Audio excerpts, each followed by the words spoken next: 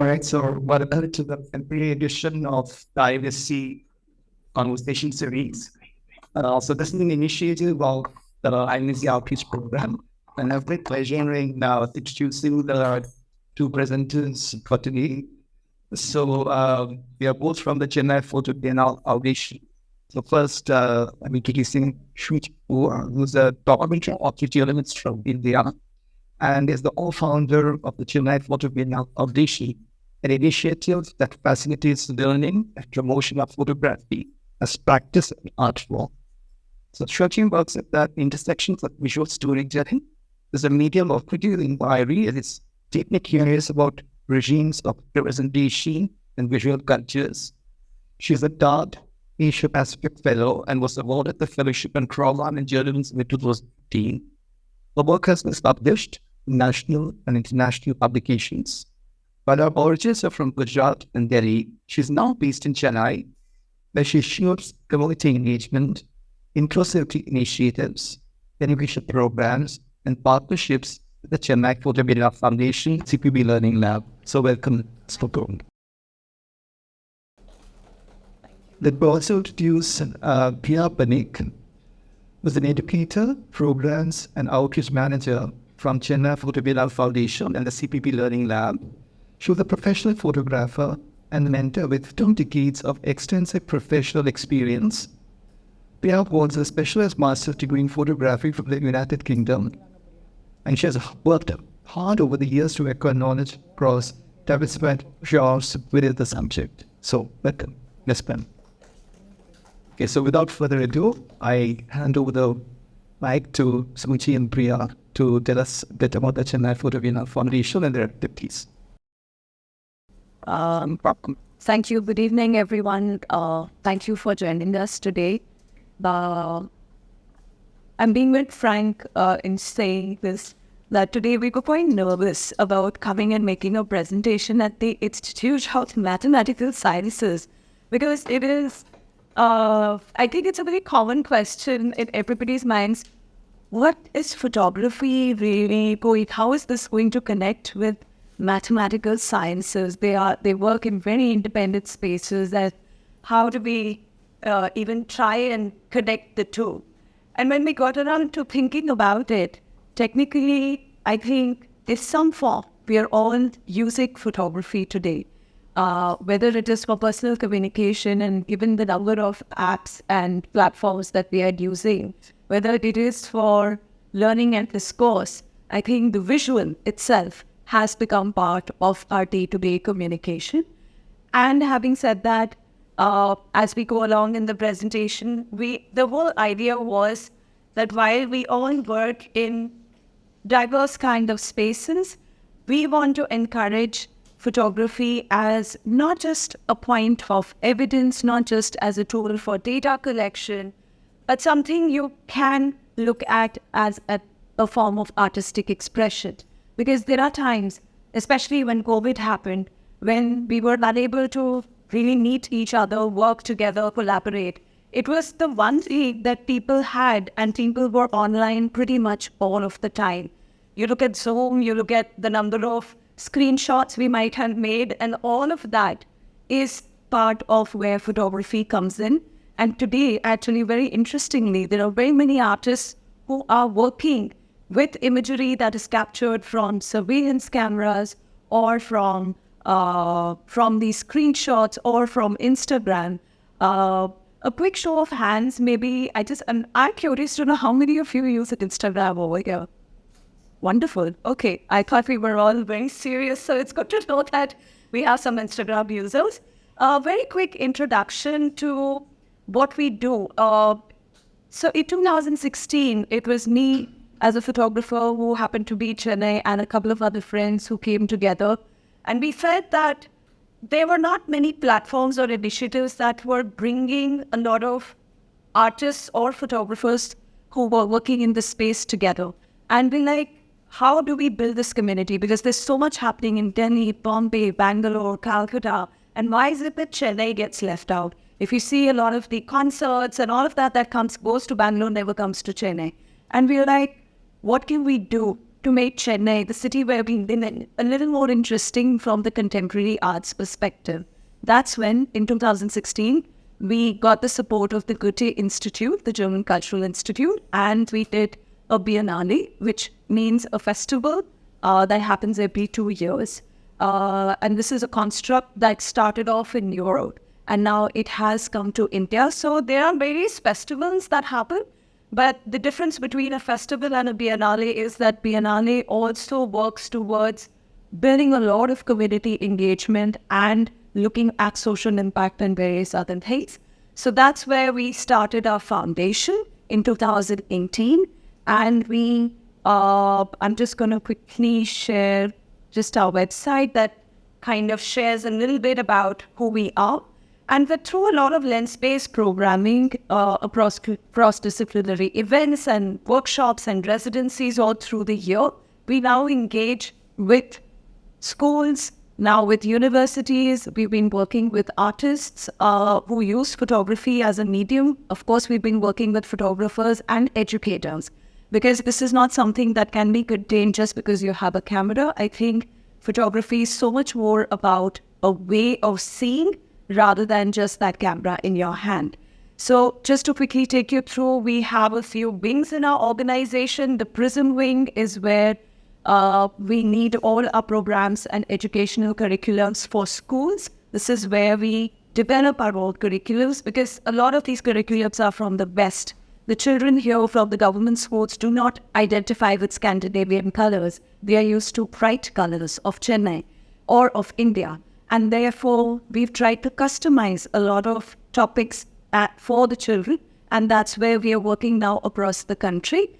CPB Learning Lab is an initiative that my colleague Kia and I and some other colleagues also, we all work together.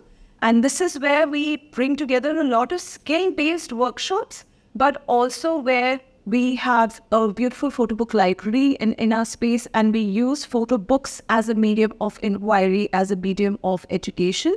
And there are lots of artist talks and various other programs that we host as part of the Learning Lab. This is also a platform where we share a lot of interesting reading resources, and we try to make this into a bridge between, let's say, an amateur photographer to a professional who's already on the field.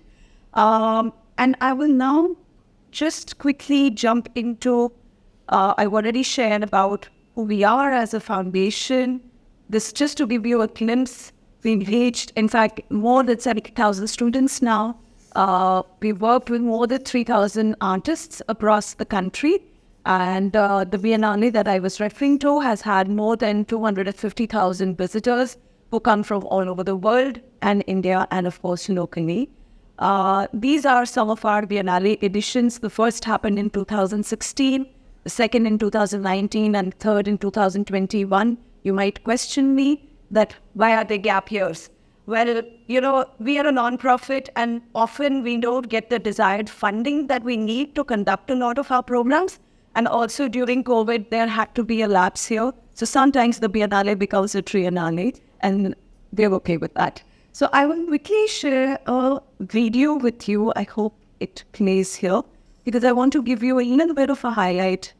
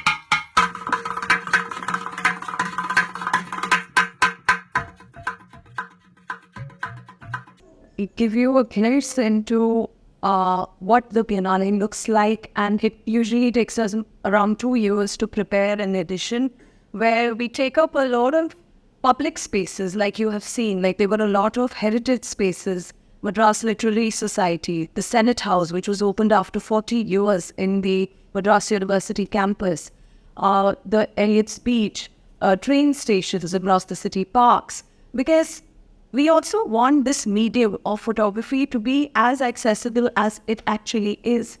And we want, whether it's the fisherfolk community or it is any educators or anyone who wants to come in, who's taking a walk, let's say in the Nageshwara Rao Park, they should be able to enjoy some exhibition and some art when they are there.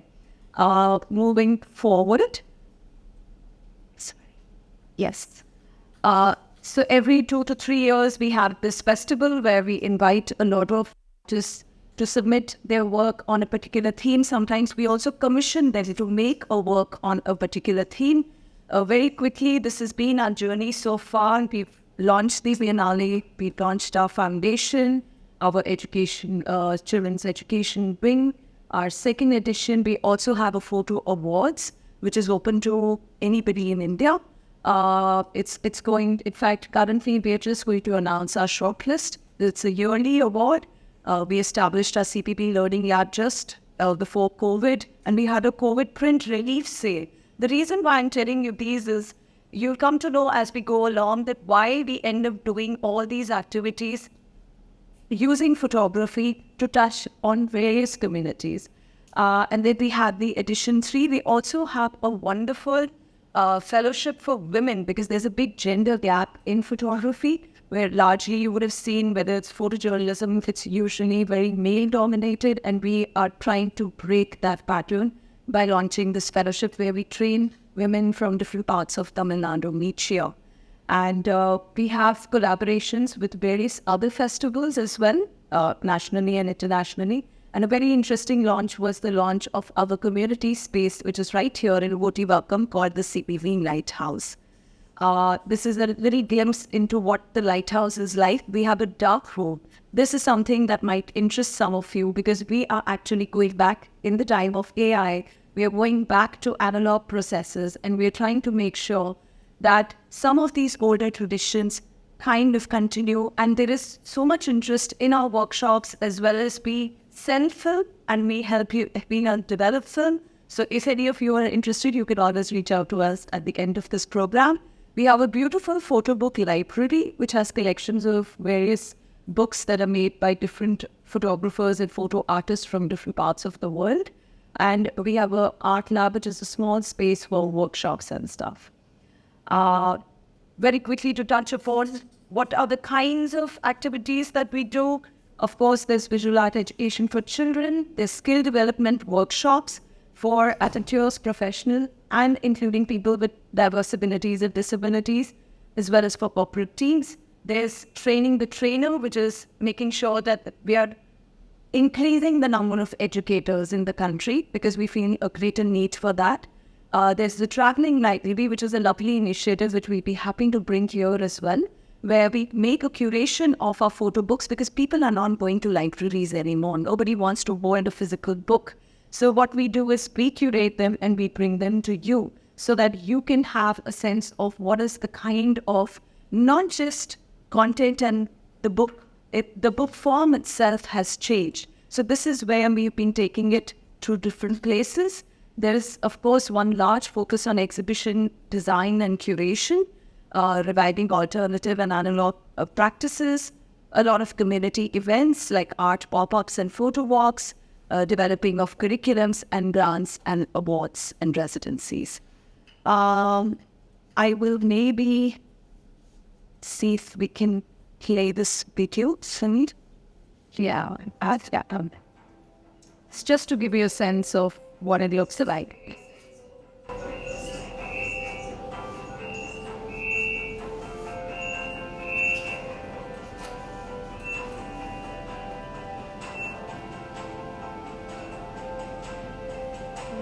This is another analog process.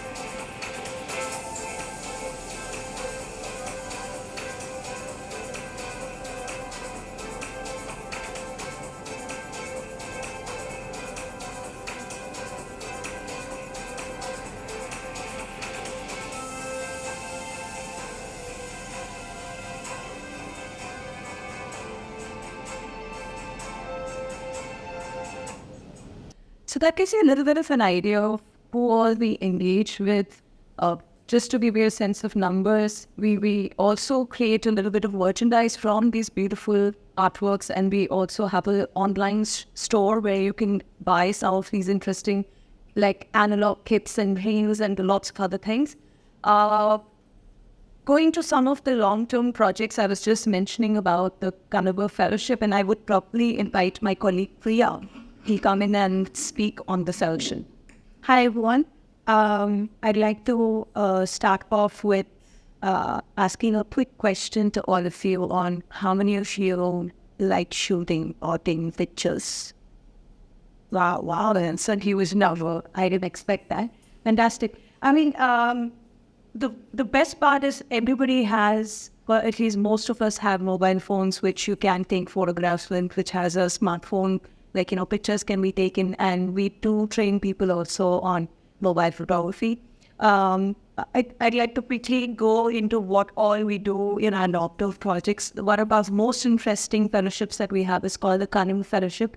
If you know the meaning of the word Kapoor, it means dream, right? And if all of us know how to dream, so we would like to make some of these women from lower income backgrounds are really interested in learning photography, and they're dreaming about it, but they don't know how to achieve it. So we would like to welcome those people over, and we train them over a period of a year, where they get brought over to Chennai from various cities. They're from Theni, from Tirunelveli, from different cities down south of Tamil Nadu. And we bring them over to our center in Kotivakkam, and we train them on various forms of photography and filmmaking.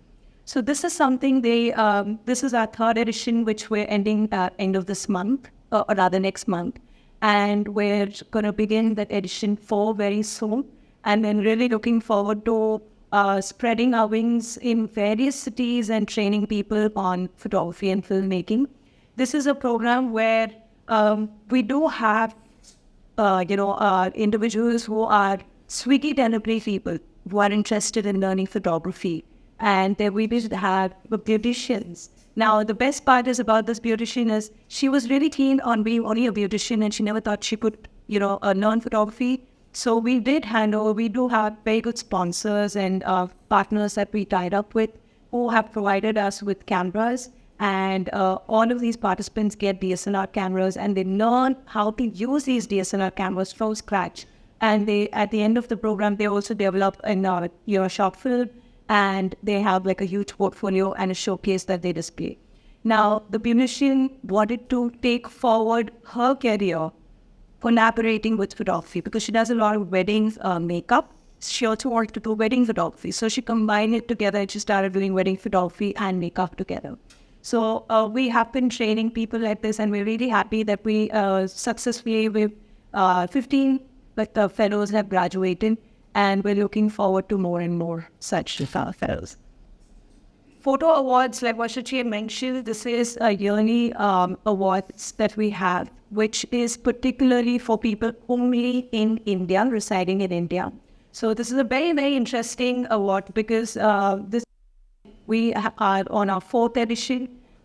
It's been very successful. I mean, just to give you a little glimpse about what we have achieved over this year is, until last year, we had only about 980,000 entries. Surprisingly, this year we have crossed over 9,500 entries, and which was surprising for us because we did introduce some very interesting categories this year. Initially, it used to be an awards only for photojournalists, but we did realize a lot of people were interested in applying, and they were not only photojournalists, they were into portraits, into wildlife, and various other categories. So we did introduce 3 new categories this year. We did introduce street and wildlife, street and daily life. We had wildlife and portraits, and we did see a huge number of entries, and we're very happy to welcome all those people to be a part of CPB in some form or the other. This is one of my favorite projects. I was really close to my heart right now, and it's been my latest favorite, I would say, rather. we have a workshop for people with diverse abilities, and it's named as Hey. And the reason why we named it Hey is that's the first form that you would greet anybody. The moment you see anyone, you'd say, hey, hello, hi, right? So we thought, let's keep it as simple as that, where you can greet someone as simple as, hey, my name is so-and-so. So that's the way we communicate. And we wanted to keep it as simple as that for people with diverse abilities to be a part and make it more inclusive for them as well. So we have done 2 pilot programs with the Museum of Possibilities, and we're looking forward to many more such workshops where we can, and we're looking at a long-term workshop as well.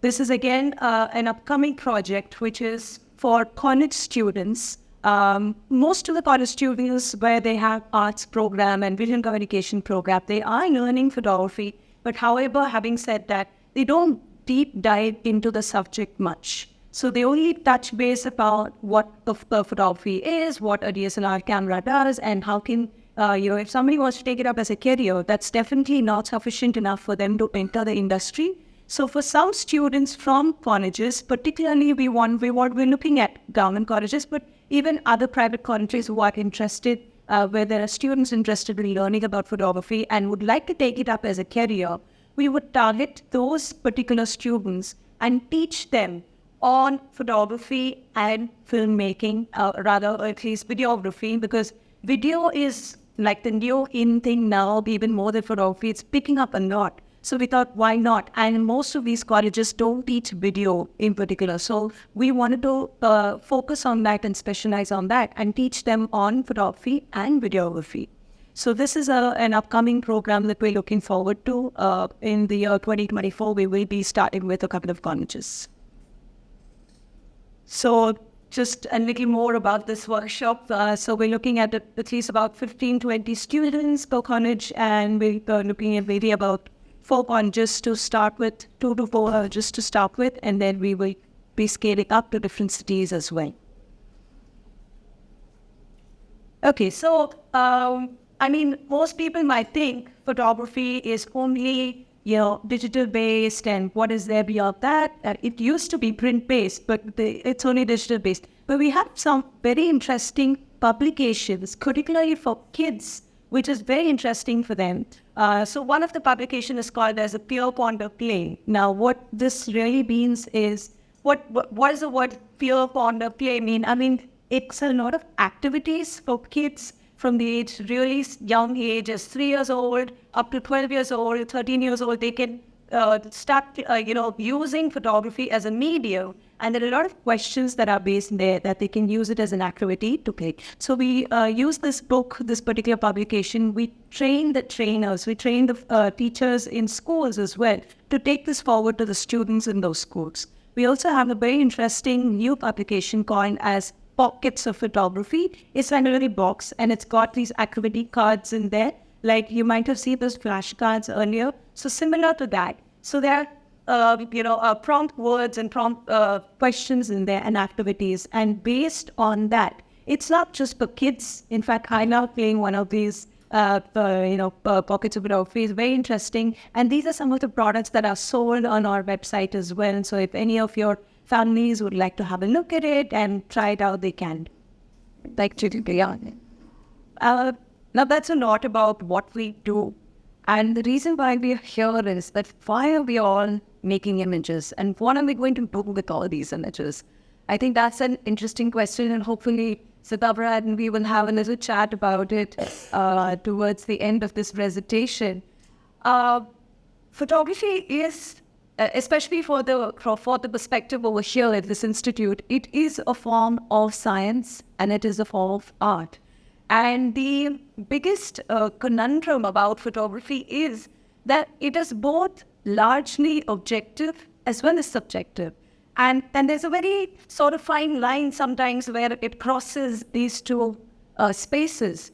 When it comes to a lot of, I would say, evidence collection, that's where photography was largely being used in the past. But today, with the advent of AI, a lot of that has changed. So just to take you through, we we use math in photography, and this is where we were coming in.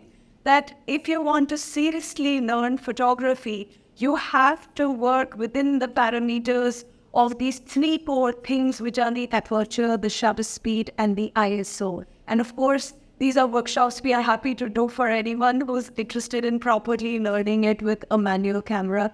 In fact, a lot of the manual cameras are also now changing into mirrorless cameras.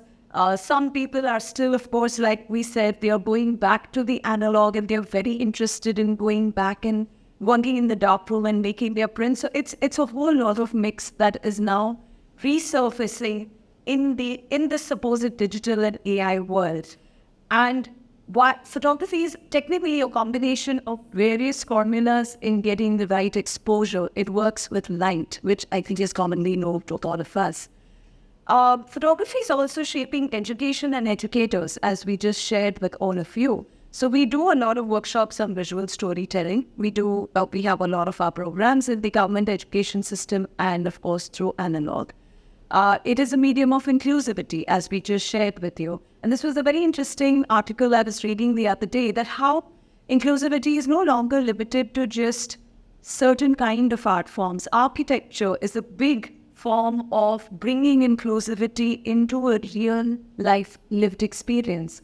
And we often forget that while art for art's sake is great as a creative form of expression, everybody needs to pay bills. And a lot of people, especially with disabilities and other diverse abilities, we have to think of how are they going to sustain themselves? Are we going to adjust ourselves to include them into ways of working?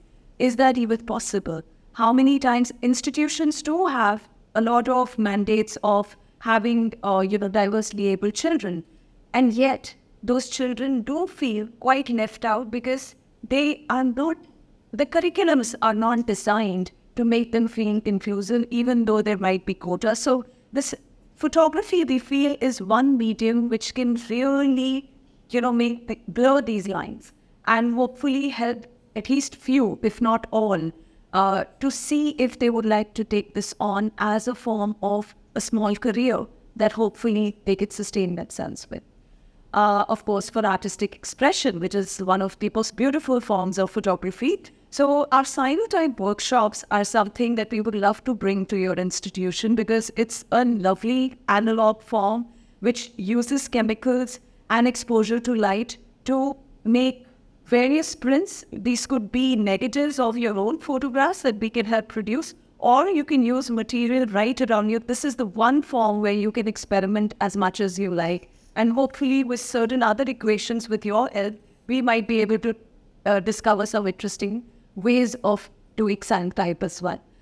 We also do a lot of bookbinding workshops because along with photographs, we want to promote the book form. We don't want it to die. This is something that, why are we going back to analog? Why are we going back to books? Because there is a clear need for forms that are still prevalent to those who may or may not have access to technology. And therefore, we feel that the book form needs to continue.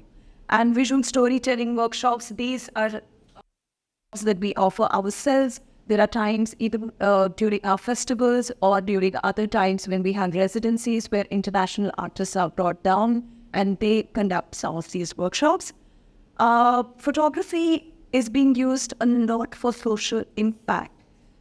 There's this photographer, his name is Parani Kumar. You must check him out. For those of you on Instagram, his handle is Chem Kumar, and we can share it with you later. He has been working greatly. He's a great inspiration to all of us, where he comes from a Dalit background himself. He's working within those communities and other lower income background, people from lower income backgrounds, and he's making sure that the children of these communities are also learning how to document their own surroundings. He's also teaching a lot of fisherwomen in Nagapadinam how to document their own lives and struggles. Because a lot of times it's always an outside person and an outside photographer who comes in and documents and represents them. And this brings about an important question of representation. Do we actually have the right to represent someone merely because we are more familiar with English and technology? Can we not enable them to represent their own selves in their own voices, in their own native languages? Of course, English is a language that can be understood across the world, and it helps take some of these issues across easily online. And yet, the voices of the people need to be brought in as well. And this is something that Palani is beautifully working on. It is also something that we try and work on from our side. I think I'm going to skip this in the interest of time. It's just a small video. If we have some time, I'll come back to it.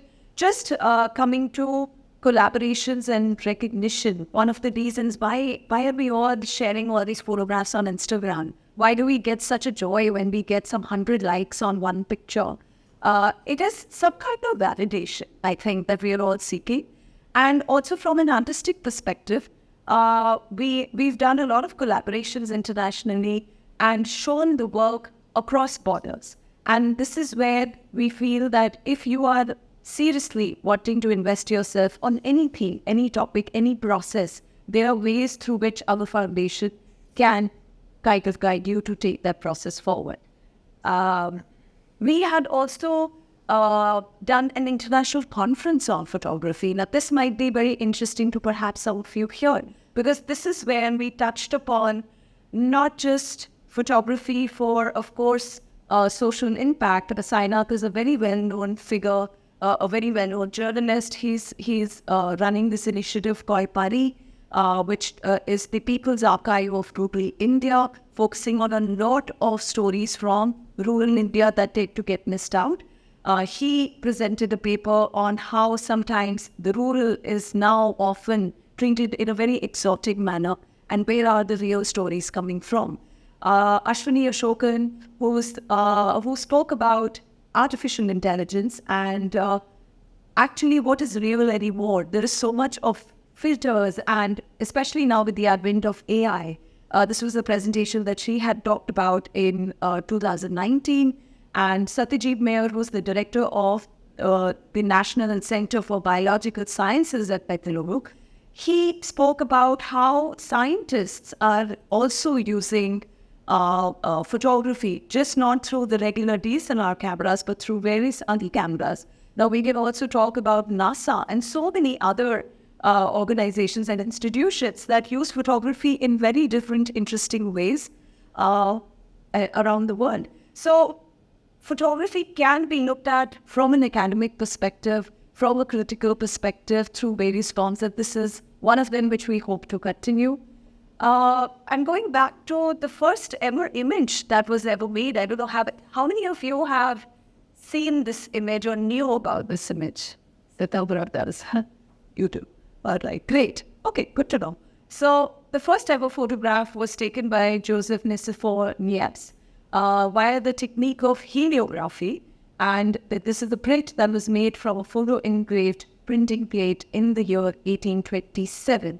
And at that point, what we commonly known as a pinhole camera or the camera obscura, which has actually made a big comeback now. Especially in Europe, there are a lot of practitioners who are very actively using this format. And switch to 2024, where AI is really kind of taking over a lot of news, a lot of... so how do you even identify what is fake and what is real anymore? And yet there could be meaningful ways in which AI could enhance humanity's collective memory. This is a lovely TED Talk. And I'm happy to share some of these links with all of you afterwards, where AI and human imagination can be brought together to work for humanity and humankind. Just to wrap up all the information that we have shared with you from our side, all of those who are interested in, maybe some of you who might already know, how many of you kind of still use like analog cameras? Do any of you still use it? You use it, wonderful. Okay. And any of you who's interested in learning, the darkroom processes, we have workshops every month. These are our upcoming workshops. They're called Kapoor 101, 102. And since many of you are on Instagram, they're also there on our website. You can check them out. They are happening in March and in April. And we have a lovely visual storytelling workshop, but in the analog form. So usually visual storytelling until now has happened with digital cameras because it's so easy to shoot as much as you want to. But with analog, it slows the process down. And how do you curate your story and your narrative through wonderful analog processes and images? And I wanted to just close our presentation with this wonderful imageless photography, as we call it. This is an artist called Abhitesh Grover, who we had shown in the 2019 edition of the Biennale. And his work is referencing text, building the imagery in your mind. So for example, the series is called All That We Saw. And if I put this across to you, that image of 4 musicians crossing the road for the last time, can anybody answer? Abbey Road. Sorry? Abbey Road. Yes, exactly, the Beatles. Now, this is what images can also be. There's so much in your mind and from what you've seen before or what you've felt before. Images stay deeply inside. And this is what Abhitesh Grover has done, that he has used some of the most popular examples from around the world. And he gives you cues. It's almost like playing a bit of dumb charades in a way. And he gives you cues to, for example, that image of a painter in mid-air with cats, easel, water, and a chair. Anyone? Dani? Do you remember? Does anybody remember this famous image? Okay, then you should go look it up. And finally, that image, that very first photograph of a view from a window. Thank you. Exactly. So that's exactly the fun of the various forms that photography has become. It can be text. It can be much more than just a frame on the wall. And we invite you all to explore. Don't think of your phone and your regular images as just, oh, I'm not a photographer. I'm just making images on my phone. But there's a difference in taking an image and in making an image. And that's where I think the specialization comes in. But all of you are actually documenting the current time. If today I take images from all your phones, I can easily curate an exhibition of what the current time is like, what the different age groups are interested in. And there can be various formulas that we can take out just through images. So that's where I would like to end our presentation with a few questions on, and this is something you can ponder on. I'm not asking for answers right away, but what is photography to you? What does it mean to you? Is it just something personal? Do you share like images with your family on WhatsApp? Is it like a Zoom call? Is it work related? What is it to you? Is it more an objective videos that reflects reality? Yes. Is it truly a subjective art form made for interpretation? That too. Or something in between or entirely differently. And we have taken you through a gamut of forms and experiences that we curate at our end. And of course, there's a lot more that's happening all around the world. And we are happy to see if, in case any of you want us to curate any interesting workshops for you, we would love to do that. So thank you for your time. This is just for us to share everything that we do and that we are interested in. And in case if any of you would like to even volunteer with us, even that's an option. You can just come and maybe attend some of our workshops by helping us out in the workshops as well. There's always option, and age is no bound. Photography is for everyone, and that's the motto that we believe in. So thank you. Thank you for having us.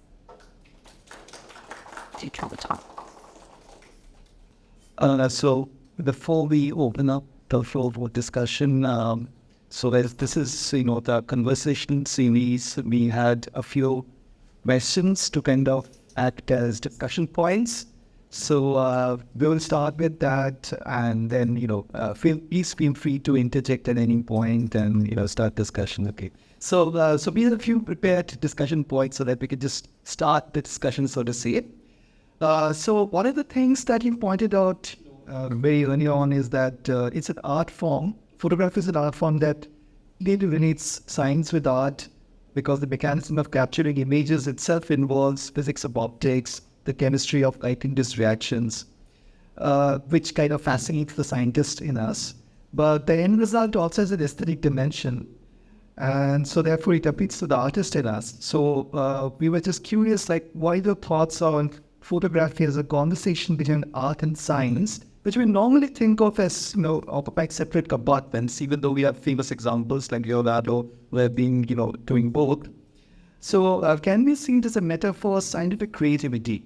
Because, when we create some science, we are using some logical processes, but we are also using intuition. So I just wanted to know your thoughts on that. As I was mentioning earlier, photography is no longer limited just to the art spectrum as such. You brought up the example of Leonardo da Vinci, who very effectively fused mathematics, arts, science all together in his art. And that's where a lot of this fusion kind of began from back in the days.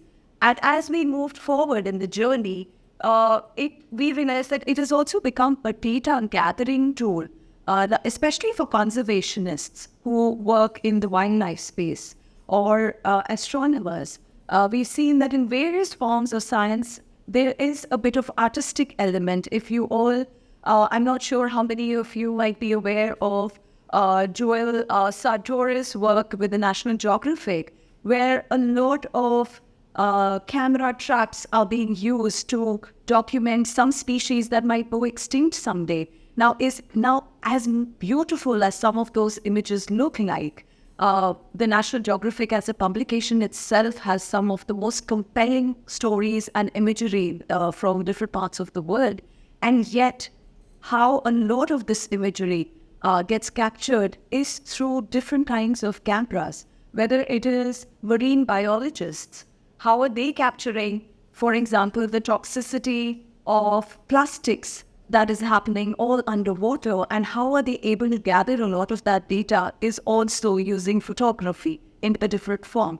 So it all depends on what is the purpose for which you are trying to make these photographs and how do you eventually want to use them. So I would say it's being used definitely across spectrums. And I think the purpose is what defines whether it is for a scientific process or for an artistic representation.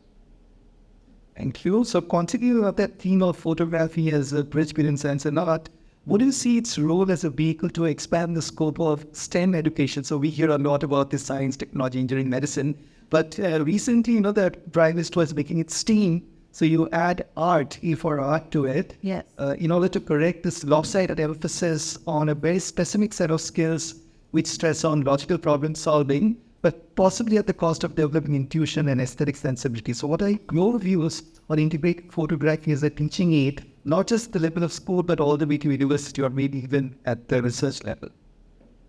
I think a lot of the work that we do is actually inducing the A in STEM, because we realize that there is a huge possibility for children or for anyone or an adult to respond to imagery in a very different way versus just text.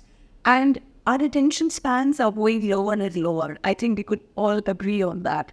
And during COVID especially, what we realized was teachers had a hard time switching gears to technology and to the visual medium.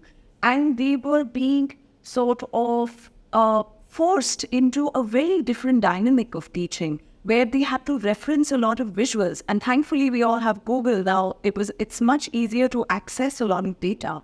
And yet, for them to get this training and to even start thinking in that manner, to take it forward to the students, was a huge challenge. So that's where we feel that if a lot of schools, not just a lot of the private and the international schools, which already have brought in STEAM as part of their larger curriculums. But if this can be made possible into the government school systems, in fact, right from schools. I don't know how many of you recall, were you ever taken to a museum or an art show when you were at school, by your schools? Good, if you were, some of you were. But like many of us weren't. Many of us weren't, because there was never a focus on art being important. And I would say it's different in different cultures. India is full of artistic, historical legacies. And yet we do not celebrate it as much. We do not celebrate our artisans and craftsmen. And therefore, we feel that there is a removal and an uprootedness from our own cultures, where we are always looking to the West, and yet there is so much that is rooted here that we need to reference and we need to take forward, whether it is from an historical perspective or from an artistic or a scientific perspective. So in that sense, I would say that STEAM has become nearly critical for personal development. Otherwise, we will all end up becoming clones of each other. It's very easy to learn a skill. But where is the individuality coming from? And that comes from the A in STEAM. Because that's where it will enable you to think differently. You will evolve as a different personality. I'm not somebody who's studying photography, actually. I'm a self-taught photographer. But after years of being in advertising, of being a writer, I felt the need to quit a rather fake world, because advertising is a lot of selling lies. And I could not kind of bear the thought of maybe doing this forever. And I'm like, is my life ever going to have a meaningful moment? And that's when I switched gears. I took a sabbatical. I traveled my own country, and I felt, how have I not seen so many parts of my country? And that's where my journey into learning about documentary photography and photojournalism happened. You'll be very surprised, through Facebook. Because I did not enroll myself into a program.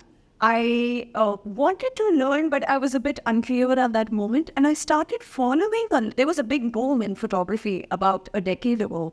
And I felt that maybe this is a great platform for me to just follow what people are writing about. How are they representing that in photography? And I think that's where, at a much later stage of my life, I would say my personality got shaped thanks to the medium of photography, and for me to develop another identity for myself. And I think that is the thing that will differentiate each of you from each other, because learning formulas, the formulas are the same. How are you going to experiment with those formulas is where a little bit of art and curiosity comes in. So, yes, please. In fact, I'm doing. With STEM is something that's been there for years. And the A from STEAM has also been there, but invisible in them. Arts has been as a part of STEM for a very long time. Unknowingly, for all of us, we have used it in some form or the other, be it in science, or be it in medical, or be it in any of these categories. But now it's come to light, and people have started acknowledging it, and we're very happy that somewhere this has come forward, and people are looking forward to taking this up as a career as well. So it's not something that we haven't been using it. We have been using it. It's just that it's more visible now. Thank you. So one of the things you mentioned was that photography is more than just using cameras or smartphones. So you mentioned stereotypes, which is the way of making images without lenses. So I would like your comments on what are the alternative modes of creating images using light but without cameras. I mean, what are the ways apart from stereotype, and so what have you been experimenting with? Scientific. Sorry. So basically, the alternative type of photography, which is the oldest form of photography, which we, like Shuchi mentioned, is where the whole world is moving towards AI. We are moving backwards. To be very surprised, there are a lot of the younger generation who are showing a lot of interest in this. So it is not always where photography is only to do with lens or, working in the darkroom directly. We do have different mediums, like, for example, cyanotype is one of them.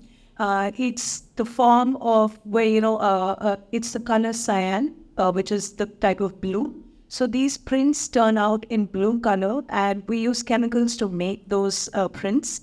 And the easiest method to do that is where you can turn beautiful leaves, flowers, and we, make these into photograms, or you can use your own photographs and make them into negatives. Besides that, we have other forms as well. We have wet plate collodion. We have different forms of the analog processes, which is coming back into form now, and a lot of them are showing interest in learning how this works. So it is not always only about using, a direct DSLR or a mirrorless camera is when what photography is all about. There's a lot more to it from the earlier generation of cameras that you can learn, earlier generation of photography that you can learn how the medium is. Just that three very mundane ground question. One is, where are you physically located? The other one is this Kapoor fellowship of women. Is it restricts you said area a lot? So Madurai, how do you choose the people? Can you just see it? For example, women working on wildlife in Bangalore or near Karnataka, will that be eligible for children? And then finally, this creative professionals thing. Do you restrict to only colleges, or for example, I know people in some of the slums who are trying to make some short video films. Would they be eligible to attend that? How would you take them? Right. So we are located in Kotibakku, which is right here. It's barely like 2.5 kilometers or so away. It's right on the East Coast Road. It's a small center for photography and for the photography community. Anybody who's interested in exploring, you're most welcome to visit Monday to Friday. The whole team is there. On the ground floor is where we have our library and darkroom and the workshop space. And on the first floor is where the team sits. So usually there are workshops that are also taking place on the weekends, because a lot of people who are working during the week use the weekends for some creative inspiration. And you're most welcome to check out a lot of our activities on our website. We are also pretty active on Instagram. Saditya here, my colleague, she is the one who manages a lot of our Instagram. And we respond to whatever queries you might have with regards to the programs. And regarding Carnival Fellowship, the process is we have an open call for applications. So this is being disseminated through some of our partners as well, who are collaborating with us and supporting the program, as well as we put it out on social media. We share it with various other local, other non-profits and institutions who are probably working with women in different cities of Tamil Nadu. And that's how we managed to get some interesting applications from enthusiasts. Some of them who might have a little bit of knowledge of photography, maybe not necessarily fully operational with the DSLR, but many who are genuinely interested in learning the craft. And as Priya was describing earlier, like a beautician or a Swiggy delivery lady, I don't know what is the final purpose for which they are learning, but those do get articulated and shaped during the course of what we are teaching to them. And we're largely training them in the skill of photography at this stage. And as we move forward, there have been learnings from each edition, and we try to improvise it in the next edition. So for example, we've realized that just teaching and then creating an exhibition at the end is not sufficient. Can we get them to do internships with some partners or some institutions where they actually get out of this comfort zone? Because they work with us for so long, they get into a comfort zone. The moment they have to go out and work on their own, soft skills, confidence, all of that comes into play, because it's probably for some of them, it's the first time that they're even stepping out of their cities. So a lot of this kind of gets shaped and trained, and that's how we go about. Sorry, I missed you in the last. It's creative professional. Yes. This is only for colleges or youth who are in slums, or they think they're not in colleges, can they have something?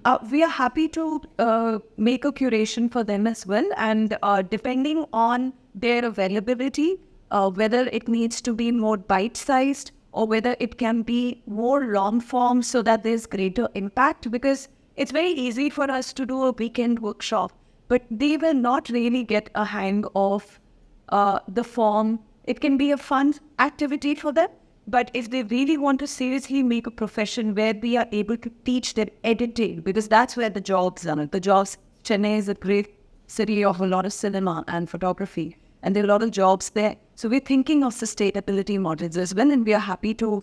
The only thing is that we're a non-profit, so we don't have any funds of our own to do these programs. So for each of the programs, we need a sponsor, and we usually try and reach out to some of our partners, but it would greatly help us if any of you know any people who might be willing to support some of these causes, and we are happy to meet them and share more about these causes with them.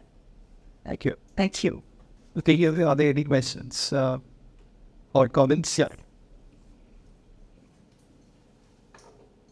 So, like, I want to actually do some video editing or like auction something. So actually, I have interest in cooking and I want to make cooking videos. Okay, so I started with my mobile phone, but it is not good. But today, when I come to here and hear about those things, so yeah, maybe do you like, can you help me in somehow? You know, we sometimes do one-on-one mentorships with for specific needs. Like there have been, like in our presentation we had shown, sometimes there are a lot of younger people, sometimes even there are older people who are very interested in serving something which is just for the craft or just for maybe creating a side sort of a career for themselves. And that's where today photography and video are extremely handy. Having your own website, having your own Instagram handle, it's almost become mandatory if you want to share a personal or a professional profile. So therefore, we are happy to kind of do one-on-one mentorships. If, let's say, there's a group that wants to learn, it might be cheaper and more economical because an individual bearing the cost. Because for us, we are utilizing the same time for one person versus five people or 10 people.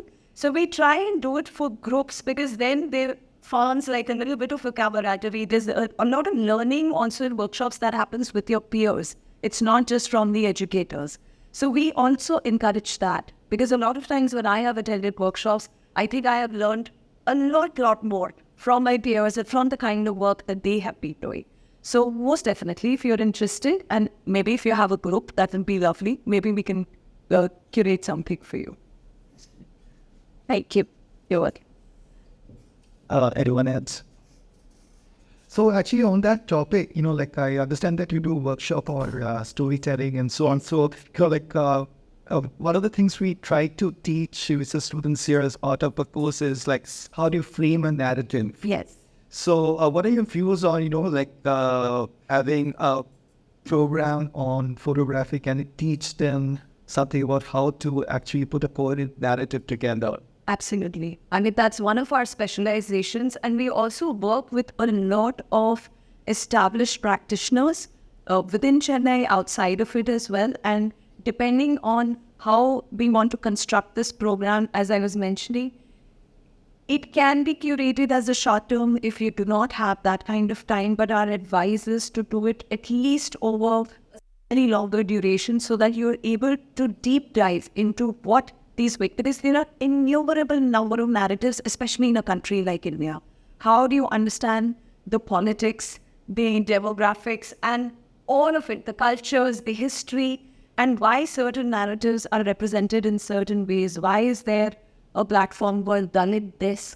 Why is it that they need a separate platform versus, why is it that there's something like News Minute, which is focused on news largely from the South, because a lot of this news does not kind of get focused in the most popular other newspapers or other channels. So therefore, there's a need for curation. There's a need for representation. There's a need for voices to come out. And there are various forms. Now, narratives could be, of course, working with photography. They are largely becoming a lot of video as well, because video is becoming a very, very popular method to communicate through short films or through documentary films. I must also acknowledge that we are not specialists in documentary filmmaking, but we are connected with this fraternity, and as and when we can always bring them in for a guest lecture or something like that. But that is how we usually curate our workshops, where we provide the core material that is required, but we also bring in some important guest lecturers to open up your mind to what narratives can be and how you can approach them. So we are definitely very happy to curate that for you if people have the time and the interest. Yes. Sure. Yes. So if there are no further questions or queries, let's thank both Shuchi and Priya once more.